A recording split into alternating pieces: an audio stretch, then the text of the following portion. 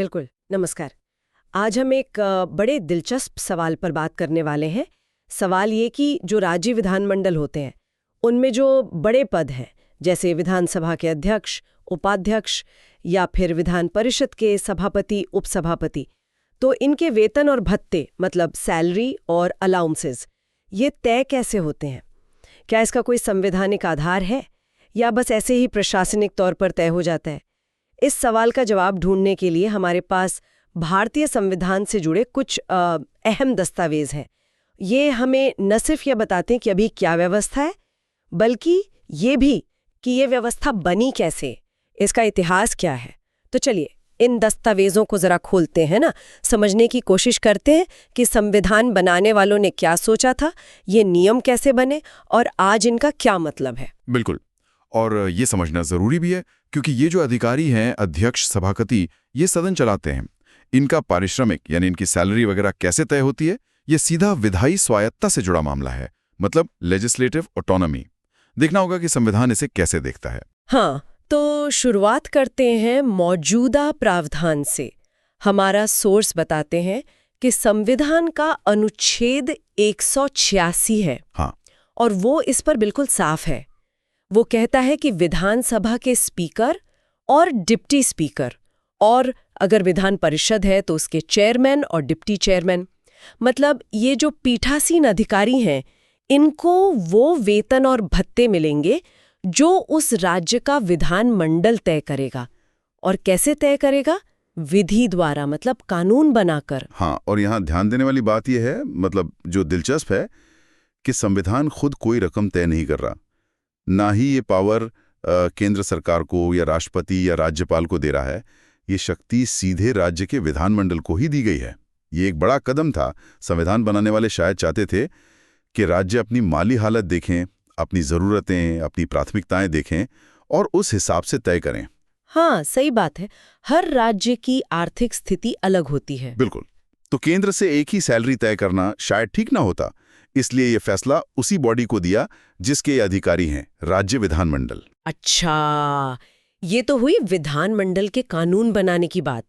पर मान लीजिए किसी राज्य ने अभी कानून बनाया ही नहीं, या कोई नया राज्य बना है और एकदम से कानून नहीं बन पाया, तब क्या होगा? क्या तब तक कोई सैलरी अलाउंस नहीं मिलेगा? नहीं, ऐसा नहीं है।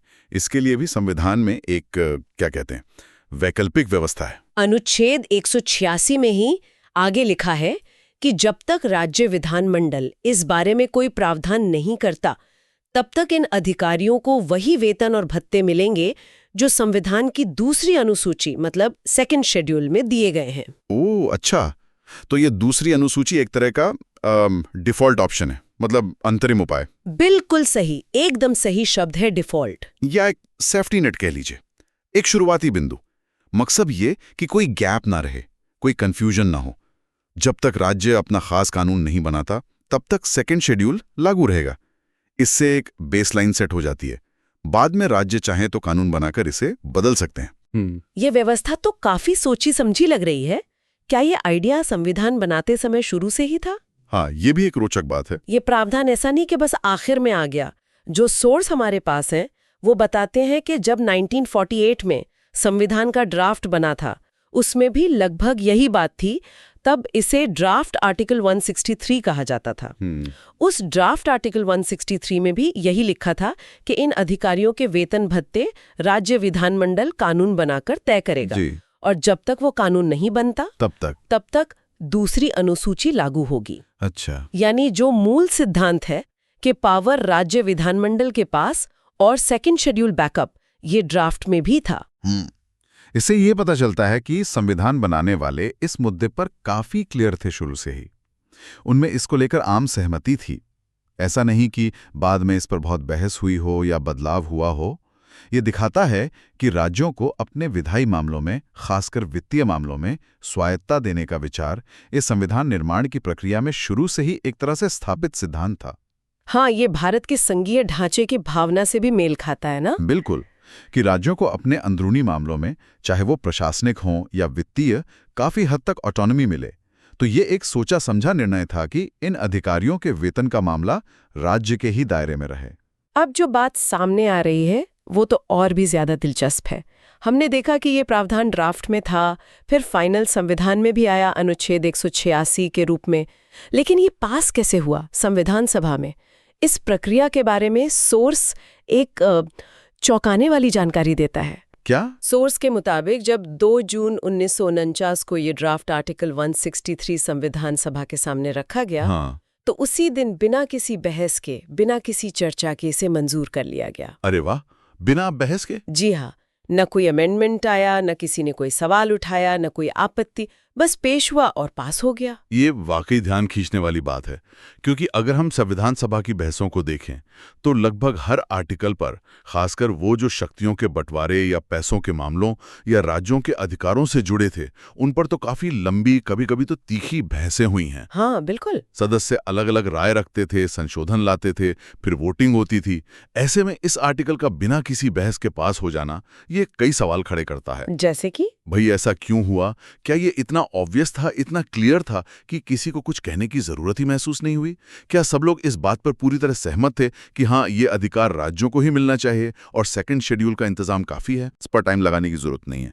हो सकता है उस दिन एजेंडा पर कुछ और ज्यादा पेचीदा मुद्दे हों। हो सकता है। सोर्स हमें पक्का कारण तो नहीं बताता, लेकिन ये फैक्ट कि कोई बहस नहीं हुई, ये अपने आप में एक अहम ऐतिहासिक बात है। तो इस पूरी जानकारी को अगर हम समेटें, हमने अनुच्छेद 186 देखा, उसका ड्राफ्ट वर्जन देखा और संविधान सभा में उसके पास होने का तरीका भी समझा, तो इसका निचोड़ क्या निकलता है? निचोड़ यही है कि भारत में राज्यों के जो विधानमंडल हैं, उनके जो सबसे ऊंचे पीठासीन अधिकारी हैं, speaker, deputy speaker, chairman, deputy chairman, उनके वेतन और भत्ते तय करने की फाइनल अथॉरिटी उन्हीं राज्य विधानमंडलों के पास है। उन्हीं के पास जिनके वो अधिकारी हैं। बिल्कुल। और ये अधिकार उन्हें कानून बनाकर इस्तेमाल करना है। और जब तक वो ऐसा नहीं करते, तब तक संविधान की दूसरी अनुसूची एक तरह से बेसलाइन का काम करती है। अंतरिम व्यवस्था। अच्छा, और इसका महत्व क्या है?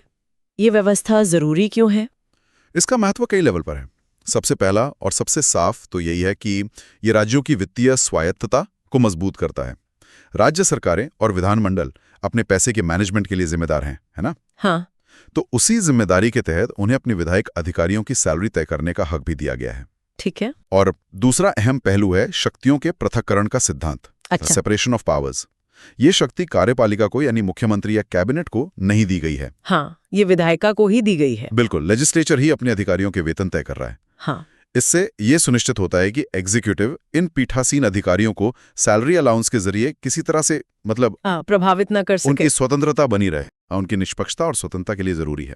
और तीसरा, जैसा हमने पहले कहा, संविधान सभा में इस पर बहस ना होना, ये शायद इस बात का इशारा है कि संविधान बनाने वाले इस सिद्धांत पर कितने सहमत थे। हाँ, ये हो सकता है। कोई बहस न होना शायद दिखाता है कि उनके लिए राज्यों की वित्तीय स्वायत्तता और विधायी स्वतंत्रता कितनी बेसिक और निर्विवाद थी। ये कोई ऐसी रियायत नहीं थी जिस पर मोल भाव हुआ हो, बल्कि एक स्वीकृत सिद्धांत था। उन्हें लगा होगा कि ये राज्यों की गरिमा और उनके कामकाज के लिए सबसे सही है। जी, वे विधानमंडलों को सिर्फ कानून बनाने वाली बॉडी नहीं, बल्कि अपने अंदरूनी मामले संभालने में सक्षम यूनिट के तौर पर भी देख रहे थे। तो अगर हम संक्षेप में कहें, आज हमने संविधान के अनुच्छेद 186 और उसके पहले के ड्राफ्ट आर्टिकल 163 से समझा कि राज्य विधानसभा के अध्यक्ष और उपाध्यक्ष और विधान परिषद के सभापति और उपसभापति के वेतन भत्ते कैसे तय होते हैं। जी हाँ। हमने जाना कि ये शक्ति मुख्य रूप से राज्य विधानमंडल के पास है, जो कानून बनाकर इसे तय करता है। बिल्कुल। और हमने ये भी देखा कि जब तक ऐसा कानून नहीं बनता, तब तक संविधान की दूसरी अनुसूची वो एक विकल्प या अंतरिम प्रावधान के तौर पर लागू हो जाती है। सही। और एक और अहम बात कि संविधान सभा ने इस जरूरी प्रावधान को बिना किसी बहस के, मतलब सर्वसम्मति से ही अपनाया था। हाँ, जो शायद इस सिद्धांत पर उनकी गहरी सहमति दिखाता है। बिल्कुल। इस पूरी चर्चा से एक सवाल मन में आता है, जिस पर शायद हमारे सोर्स पूरी तरह रोशनी नहीं डालते, लेकिन सोचने लायक है। हाँ। सोर्स बार बार दूसरी अनुसूची का जिक्र करते हैं, एक डिफॉल्ट अंतरिम प्रावधान के तौर पर। हाँ। तो पहला सवाल तो ये कि जब संविधान लागू हुआ 1950 में, तब इस दूसरी अनुसूची में इन अधिकारियों के वेतन भत्तों के बारे में आखिर लिखा क्या था? मतलब क्या कोई फिक्स्ड रकम थी या कोई फॉर्मूला था, और वो उस जमाने के हिसाब से कितना था? ये जानने लायक बात है। और दूसरा, इसी से जुड़ा सवाल कि आज की क्या स्थिति है? क्या ज्यादातर राज्यों ने अनुच्छेद 186 के तहत अपने खुद के कानून बना लिए हैं? या कुछ राज्य अभी इतने साल बाद भी उसी ओरिजिनल सेकंड शेड्यूल पर या उसमें हुए बदलावों पर चल रहे हैं? और अगर राज्यों ने अपने कानून बनाए हैं, तो क्या उनके तय किए गए वेतन भत्तों में बहुत ज्यादा फर्क है एक राज्य से दूसरे राज्य में? हाँ, ये जानना दिलचस्प होगा। बिल्कुल।